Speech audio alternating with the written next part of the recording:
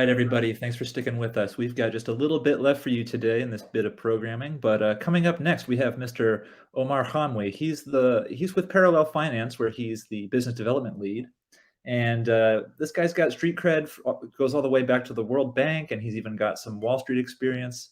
But primarily within crypto, he comes from the Dashcore Foundation. But he's here today representing Parallel Finance and how Polkadot helps bring DeFi to 1.3 billion people. So Omar, welcome, and please take it away.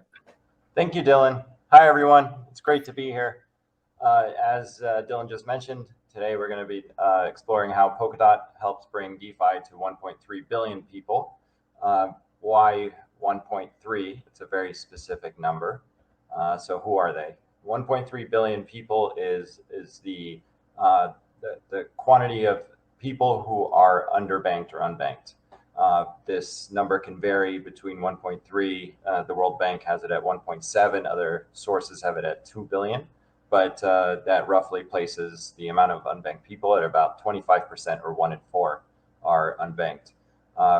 They are usually in remote locations, but in terms of countries, this can vary, and there are quite a few of them, as 1.4, as one quarter of the population would suggest. However, the highest amounts are typically in Morocco, or rather North Africa, Morocco, Egypt, Sub-Saharan Africa. In Southeast Asia, it's Philippines and Vietnam are some of the highest, and in Mexico for Latin America, but also other Latin American countries. They also happen to be the highest remittance recipient countries. A lot of individuals looking for better job opportunities go abroad, typically to, say, the Gulf in the Middle East, or they go to Western Europe or the United States or Canada, and these are hence the largest originating countries for remittances. So, you might ask yourself, why are they underbanked? And there are several reasons for this. Starting off with regulations and documentation, a lot of individuals are in far-flung locations within these countries where they have little access to finance, little access to technology, but also documentation. So not everybody has an ID.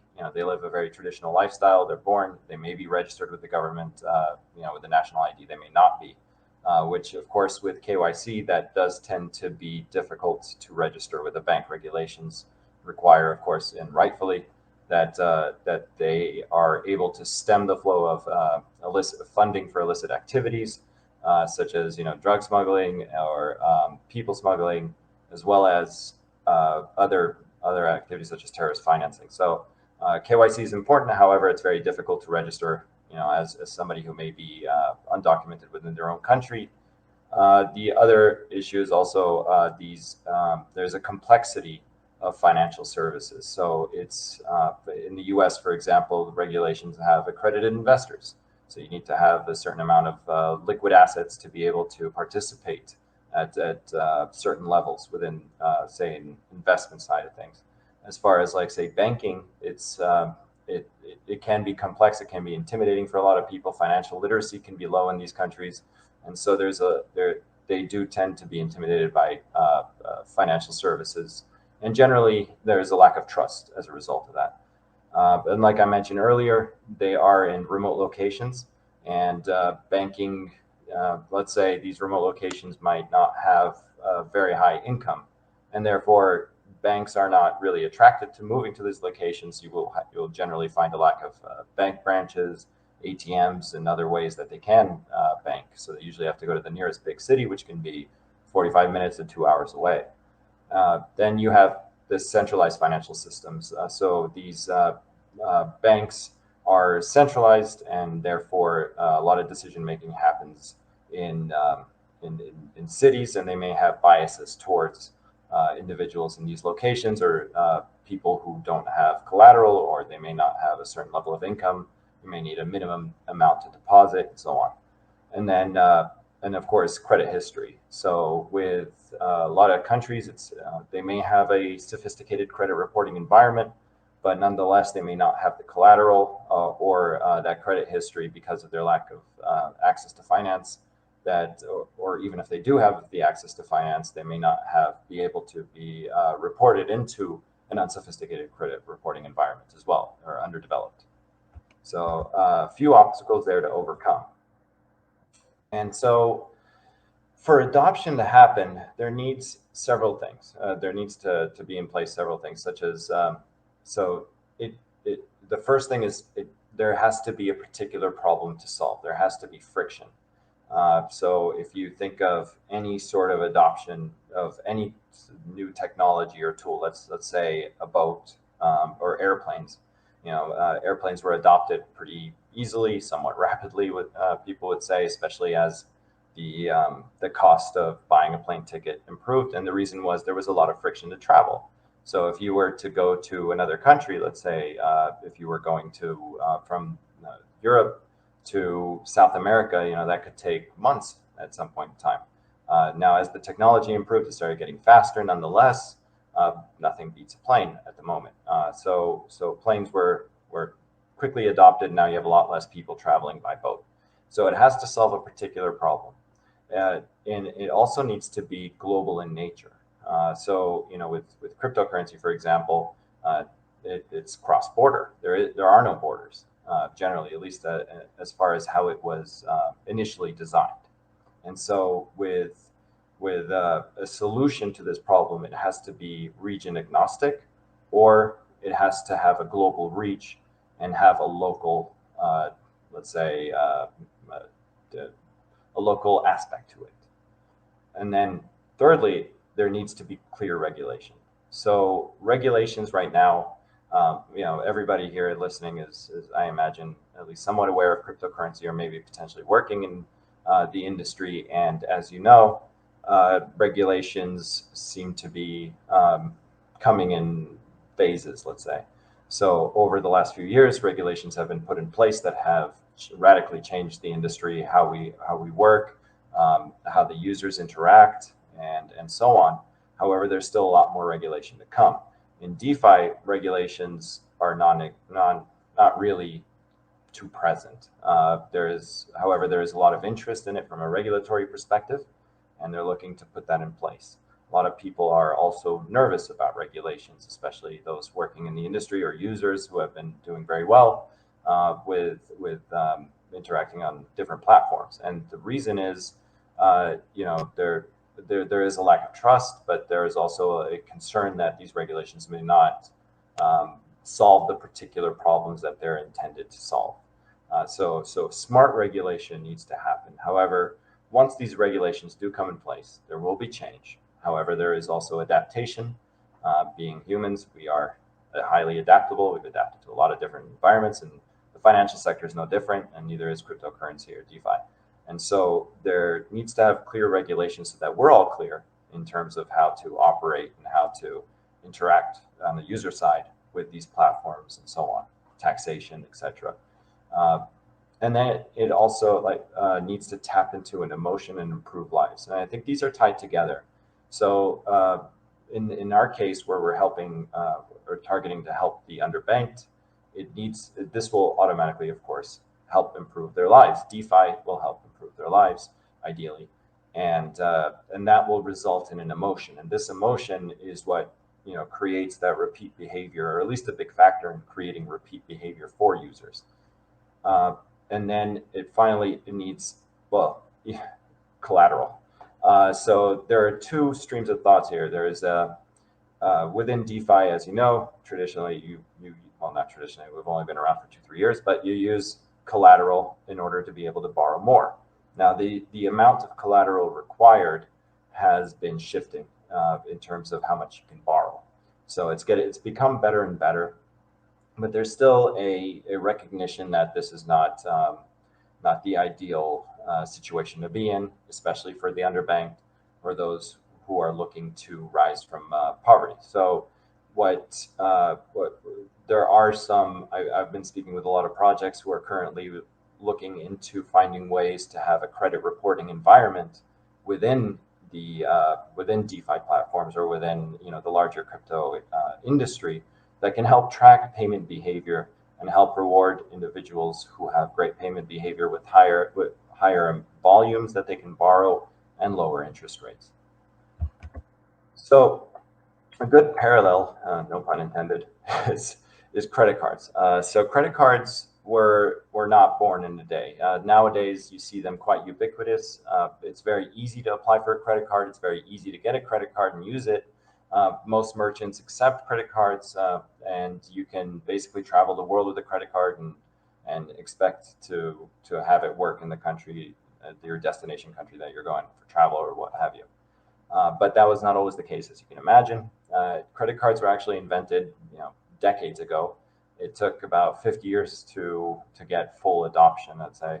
And a lot of this was because now credit cards, as you know now, are frictionless, but back then it wasn't. So you had, I don't know if you, for those who are a bit older, you'll remember, back in the day, you had to put a credit card into this little kind of rectangular box, and then there was some papers, and then the merchant would swipe it like this and keep a paper copy, and then they'd cash it in almost like a check. But as technology improved, user experience improved, and that's a key here. And then it started to become more and more frictionless. So then communication networks improved, and now merchants were able to use once a credit card is used, the transaction details would be able to be sent to the bank or issuer, and so on, and be able to be credited to their accounts. So it became a lot more easy to adopt. And then you had the credit side, which helped as well, that access to finance, and then the digital nature of it, of course. So, and then finally, the collateral, and that was on the credit reporting environment. But this is where that emotion started kicking in, and the user experience helped remove that friction, and payment behavior started being formed. And that's a key here. Polkadot, which is what we all came here to hear about today. So how will Polkadot provide access to finance or access to DeFi for 1.3 billion people? And this is really through a number of different ways. So the first is interoperability. Polkadot has, by virtue of its technology, allows different parachains to build on top of it, and then allows for seamless interoperability. That is the vision. The vision is that, for example, with us, Parallel Finance, if you see the trajectory over a number of years, you'll start to see that we're moving into chain agnosticism. So, our vision is that, by virtue of being on Polkadot, we'll be able to leverage that interoperability so that users don't even have to care what chain they're on anymore. They're able to, go for the most attractive, yields, or the quickest payment coin to transact, and not even worry about which one it is. And then the other virtue of Polkadot is the parachains. So with about 100 parachains, I think, segmented, or at least like blocked for creation on the Polkadot side, and currently I think somewhere between 12 and 16, we have each parachain is basically focused on solving a particular problem. So we can have basically within our ecosystem, each parachain working to solve their problem. And some of these are very, very applicable to reaching the 1.3 billion people and their audiences. Like, for example, access to internet. I've heard of a parachain working on that in a very innovative way. Others are working on money markets with very low collateral or low liquidation levels. There's credit reporting. There is, you name it. So privacy, there's, etc. So each one focusing on their particular problem. And then actually I'm gonna come back to that third one, because this one, the collaborative nature of it is what is also one of the key differentiators of Polkadot.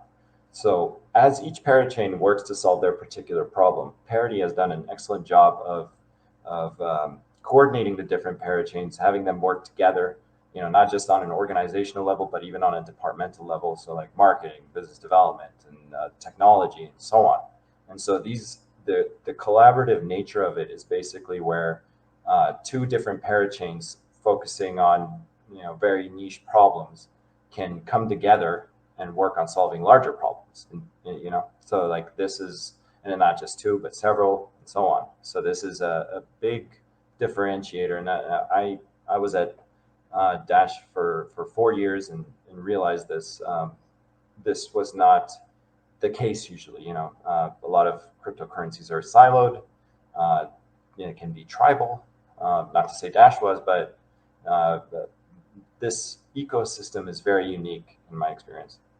And then going back to point 3, collateral in DeFi lowers the need for credit reporting, which kind of contradicts what I was saying earlier, but this is still very important because the level of collateral, say in microfinance institutions or the microfinance industry, where they charge about 100 to 160% on a $100 loan, this is very taxing for these small businesses or rural farmers or what have you. They put up collateral such as their entire farm or their house or their livestock, and they typically lose it. And so because of the high interest rates. Now, the high interest rates are there because of the risk. And so what DeFi is able to do is allow you to borrow within your means. So when you have just a few coins, you're able to borrow more, and this can go a long way for a lot of people. And then innovation. I don't think I need to expand on that. I think this whole day has been about how innovative the Polkadot parachains have been, and Polkadot is itself. So I'll move past that one. But we do have by virtue of being on Polkadot, parachains have, again, pardon the pun, unparalleled security. So we all inherit the very, very strong security, which establishes trust, which reduces issues for the individuals, and so on. And then finally, the global local approach. So for example, with the June, Polkadot Parity is putting together a large conference in June, and that's going to be in 4 cities across the world, which is, I think it was Berlin, Mexico, New York, and Shanghai. And that is a global but local approach where they'll be available in their local languages and with issues that are relevant to those regions. Now, but there is still some work to do, and those areas are mobile first. So a lot of these regions do not, and areas of the world do not have access to desktop computers, which is unfortunately the main way of participating in DeFi. But the mobile approach, which they do generally have access to, would go a long way towards that adoption. And of course, education to address the financial literacy and also teach them about DeFi and teach them about what they can do with this amazing tool and how they can rise from poverty or at least get access to finance. And so I know we're at the top. I think I have a few minutes left, so I'll move this along pretty quickly. But on Parallel Finance, this is how we're doing our part. Our goal is to basically target this audience amongst others. So we have our statement as bring 1 billion people into DeFi. Hopefully it's 1.3, and we're doing this through a number of ways, which is easy user experience. I can't emphasize this enough. It is key. We need to make this as frictionless as possible. So we like to say internally, so easy your grandparents can use it. That is, it's supposed to be very easy to understand, very easy to use, or else that is going to be an intimidating factor for people to participate. Even within crypto, I've heard this as being a common factor. Education, and I mean the larger crypto industry. And of course, education, which I touched upon, we are very education focused. So we have hired quite a bit of people to build content, to engage users and educate them. And then partnerships, of course, removing blockers. So for example, off the top of my head, institutional users, they need custody providers in order to participate. And so, we work with custody, so like that's something all the parachains are also working on, is removing these blockers to make it easier for individuals to participate. Language support and ambassador program, again, part of that global local approach, which is key. I won't go too much into detail because I already touched upon it. Targeting new users. So we're launching our NFT money market. I see NFTs as being a funnel and an entryway for new users, unlike say DeFi, which you have already a pretty good understanding of the cryptocurrency and trading and DeFi and so on to participate at this moment in time. NFTs are NFT users. Many of them are artists and so on, and they view blockchain or crypto as a means to an end. So this is a great funnel to bring people in and then introduce them to DeFi. And then the last one I'll touch on is on payments remittances. So we're working on payments and remittances solutions with our treasury management, DeFi we're calling it. But at the end of the day, I think one key message to keep in mind is that DeFi is banking. It's just for everybody. And so with that, I thank you all for joining me on this in this presentation.